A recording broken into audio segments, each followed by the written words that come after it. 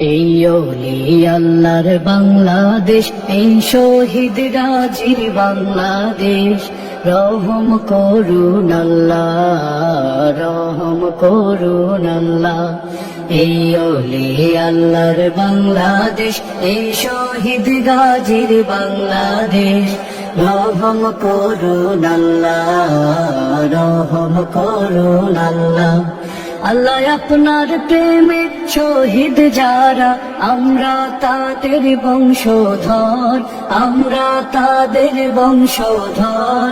তাদের পথে কবুল করুন আল্লাহ, কবুল করুন আল্লাহ।